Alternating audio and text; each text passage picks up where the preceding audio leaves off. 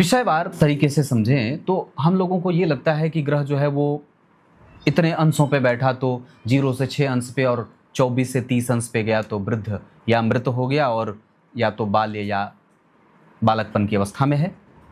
पर इसके अतिरिक्त ज्योतिष के आचार्य और भी बहुत सारे ऐसे सिद्धांत लेकर आते हैं जिसमें वो ग्रहों की तात्कालिक मैत्री को संपर्क में रख करके, जैसे ग्रह अगर सम राशि में बैठा है, न तो मित्र है न तो शत्रु है, जिस राशि में जो ग्रह बैठा उससे उस भाव का स्वामी न तो मित्रता में जा रहा है न तो शत्रुता में जा रहा है।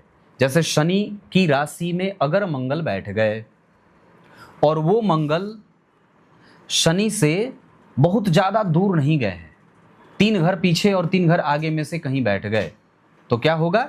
शनि और मंगल आपस में उस कुंडली के लिए प्रॉपर तरीके से समभावस्थ हो जाएंगे। और अगर ग्रह कोई भी, ये तो मैंने उदाहरण की बात की, अगर कोई भी ग्रह सम राशि का बैठा है ना, तो वो अति बाल्यावस्था का है, बाल्यावस्था से भी नीचे है ना, 0 से 6 अंश के बराबर का फल वो देगा। उससे भी नीचे आ जाइए, 6 अंश तक, 0 से 6 अंश तक का वो फल करेगा। फिर क्या कहा कि अगर ग्रह सम राशि में बैठा तो अति बाल्यावस्था में बैठेगा।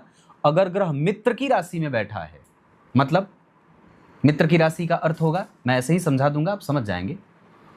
मित्र की राशि का अर्थ होगा कि जहां पे 5 नंबर लिखा है वहां बुध बैठ गए और जहां 6 नंबर लिखा है वहां सूर्य बैठ गए, मतलब ग्रह बिल्कुल ही सन्निकट बैठ गए। या जहां 9 नंबर लिखा है वहां मंगल बैठ गए या तो सूर्य बैठ गए, तो ये मित्रता का भाव हुआ। तो अगर ग्रह मित्र की राशि में बैठा है मतलब वो बाल्यावस्था का प्रॉपर माना जाएगा। क्लियर है? अवस्था में आपको सिर्फ इतना अवस्था में अब डिग्री नहीं देखनी है, अब आपको सिर्फ क्या देखना है कि ग्रह की मैत्री कैसी बन रही है। आगे क्या लिखते हैं?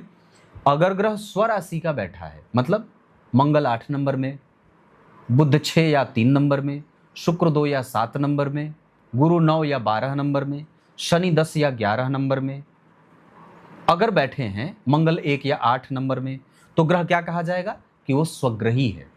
और अगर ग्रह स्वग्रही है तो वो कुमारावस्था का माना जाएगा। वो 50% परिणाम करता है कुमारावस्था का ग्रह।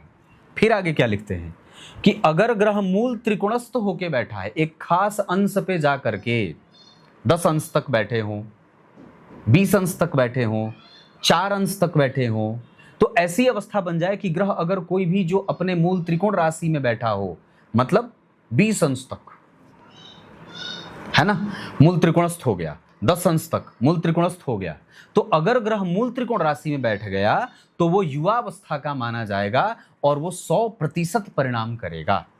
यहां पर तो डिग्री को आपने देख लिया, यहां आपने क्या देखा था? इन तीनों में आपने क्या देखा था? राशियां देखी थी। सम राशि में बैठा, मित्र की राशि में बैठा कि स्वराशि में बैठा। अब उसके बाद आगे क्या देखा कि ग्रह उच्च की राशि में बैठा, उच्च की राशि अर्थात सूर्य 1 नंबर में, चंद्रमा 2 नंबर में, मंगल 10 नंबर में, बुध 6 नंबर में, गुरु 4 नंबर में, शुक्र 12 नंबर में, ये ग्रह की उच्च राशि है। तो अगर ग्रह उच्च की राशि में बैठेगा तो वो राजा कहा जाएगा, मतलब वो संपूर्णतया बलवान है, उसको कोई रोक नहीं सकता है फल देने से। जिस तरीके से राजा को कोई रोक नहीं सकता फल निर्णय सुनाने से, वैसे ही उच्च के ग्रह को फल देने से कोई भी रोक नहीं सकता है। आगे क्या लिखते हैं?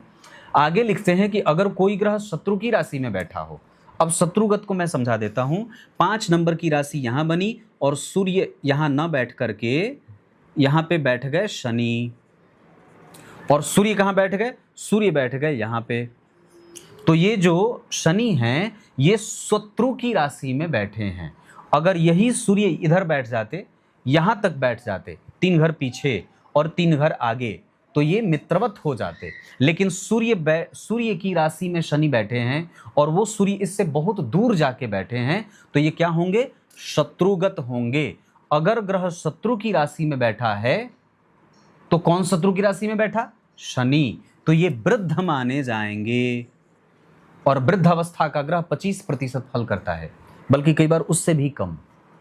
और अगली बार में क्या लिखा कि अगर कोई ग्रह नीच की राशि में बैठा है, नीच मतलब सूर्य 7 नंबर में, चंद्रमा 8 नंबर में, मंगल 4 नंबर में, बुध 12 नंबर में, गुरु 10 नंबर में, शुक्र 6 नंबर में, शनि 1 नंबर में। ये ग्रह की नीच राशियां हैं।